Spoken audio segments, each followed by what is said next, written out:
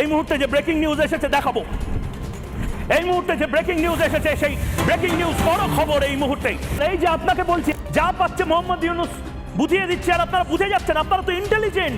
পোকার মতন কেন মোহাম্মদ ইউনূসের কথায় তারা লাফাচ্ছেন? কি ভয়ঙ্কর খারাপ অবস্থা। আর বাংলাদেশে যে জিনিসটা হচ্ছে, বাংলাদেশের হিন্দুদের সাথে যে জিনিসটা হচ্ছে, গোটা বিশ্ব হায় হায় হায় হায় একই হলো একই হলো একই হলো করতে শুরু করে দিত। হোক বিতর্ক। এই অশিক্ষা আমরা কোন পকেটে রাখবো? আমাকে বহু বাংলাদেশি ফোন করে, বাংলাদেশ থাকবে না, থাকবে না বাংলাদেশ।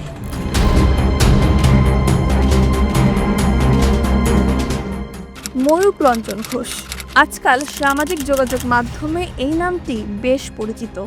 পেশায় তিনি একজন সাংবাদিক হলেও তার উদ্ভট অঙ্গভঙ্গি আর চিৎকার চেঁচামেচির জন্য নেটিজনরা কেউ তাকে বলেন মলম বিক্রেতা, আবার কেউ বলেন জোকার।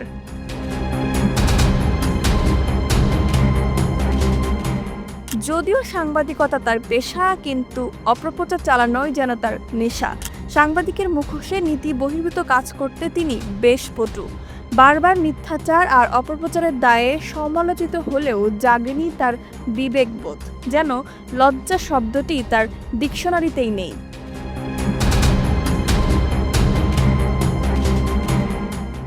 তবে ভারতের এই মলম বিক্রি সাংবাদিকতার মূল এজেন্ডা যেন বাংলাদেশকে ধ্বংস করা। সরকার পতনের পর থেকে একের পর এক বাংলাদেশ নিয়ে নির্জলা মিথ্যাচার এবং প্রোপাগান্ডা ছড়ানোর চেষ্টা করে চলেছেন তিনি।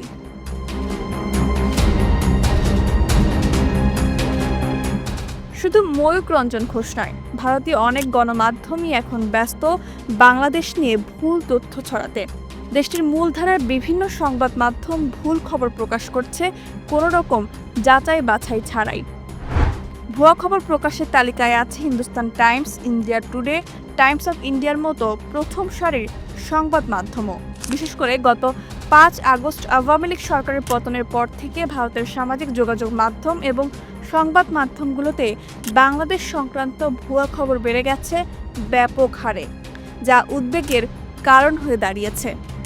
গত 30 নভেম্বর ভারতের আগরতলা থেকে ঢাকাগামী শ্যামলী পরিবহনের একটি যাত্রীবাহী বাস ব্রাহ্মণবাড়িয়ার সড়ক দুর্ঘটনার কবলে পড়ার ঘটনাকে হামলা উল্লেখ করে ভারতীয় গণমাধ্যমে অপপ্রচার করা হয়েছে বলে জানায় পুলিশ। ইমার্জেন্সি ব্রেক কষতে গিয়ে সড়কের পাশে থাকা একটি ডেলিভারি ভ্যানকে চাপা দেয় বাসটি। তবে এতে বাসের কেউ আহত হয়নি। কিন্তু দেশটির বিভিন্ন গণমাধ্যমে এই দুর্ঘটনাকে হামলা উল্লেখ করে সংবাদ প্রচার করা হয়।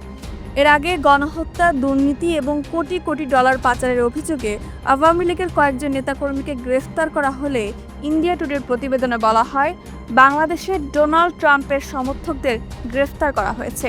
যদিও তাৎক্ষণিকভাবে প্রধান উপদেষ্টার প্রেস উইং থেকে এ প্রতিবেদনের মিথ্যা তথ্য খণ্ডন করা হয়।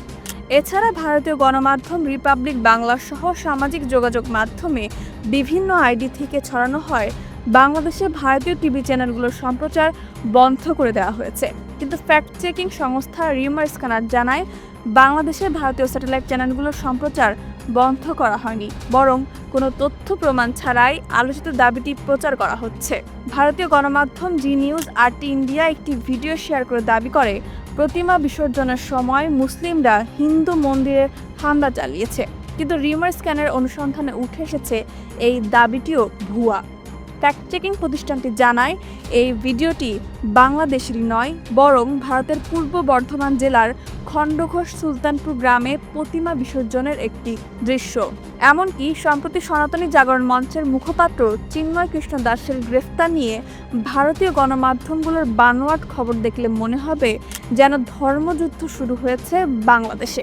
এই ঘটনায় ভারত সরকারের পক্ষ থেকেও ভুল তথ্য দিয়ে দেয়া হয়েছে বিবৃতি। বাংলাদেশ নিয়ে ভারতীয় গণমাধ্যমের এই অপপ্রচারকে তথ্যযুদ্ধ বলে মনে করছেন ফ্যাক্ট চেকাররা। কিন্তু প্রশ্ন হচ্ছে, বাংলাদেশের বিরুদ্ধে কেন তথ্যযুদ্ধে নেমেছে ভারত? বাংলাদেশ ঘিরে নীল নকশা বাস্তবায়নের পথে বাধা আসায় অপপ্রচারে লিপ্ত দিল্লি, এমনটাই দাবি কূটনীতিকদের। তারা বলছেন বাংলাদেশকে অষ্টম সিস্টার হিসেবে অন্তর্ভুক্ত করার ষড়যন্ত্রের অংশ এটি। ফ্যাক্ট চেকাররা বলছেন অবাধ তথ্য প্রবাহের এই যুগে আর অস্ত্র নয়, যুদ্ধ হয় তথ্য দিয়ে। তাদের দাবি, মিথ্যা দিয়ে বাংলাদেশের বিরুদ্ধে তথ্যযুদ্ধ নেমেছে ভারত। সম্প্রতি গণমাধ্যমে দেয়া এক সাক্ষাৎকারে সাবেক রাষ্ট্রদূত এম শফিউল্লাহ বলেন, স্বার্থে আঘাত আসায় বিশ্বের কাছে বিভ্রান্তিকর তথ্য ছড়িয়ে তা পুনরুদ্ধারের চেষ্টা করছে ভারত। তার মতে, বিগত 15 বছর শেখ হাসিনাকে সামনে রেখে ভারত বাংলাদেশকে দখল করে নিয়েছিল। এখন বাংলাদেশকে আবার কিভাবে তাদের আওতায় নেওয়া যায় সেই লক্ষ্যেই তারা কাজ করছে। তারা মনে করে বাংলাদেশকে অষ্টম সিস্টার হিসেবে অন্তর্ভুক্ত করা গেলে তাদের 7 সিস্টার্স নিরাপদে থাকবে। বাংলাদেশ নিয়ে ভারতের এই গুজব ঠেকাতে বদ্ধপরিকর অন্তর্বর্তী সরকার। প্রধান উপদেষ্টা ডক্টর মোহাম্মদ ইউনূস ভারতের গণমাধ্যমকে বাংলাদেশে এসে পরিস্থিতি দেখার আহ্বান জানালেও কর্ণপাত করেনি দেশটি। এখনও বিভ্রান্তিকর তথ্য ছড়াচ্ছে দেশটির গণমাধ্যম। দেশের এই সংকটকালীন সময়ে তথ্যযুদ্ধের এই লড়াই কতটুকু সামলে উঠতে পারবে বাংলাদেশ? এই প্রশ্নেই বাড়ছে আতঙ্ক আর উদ্বেগ।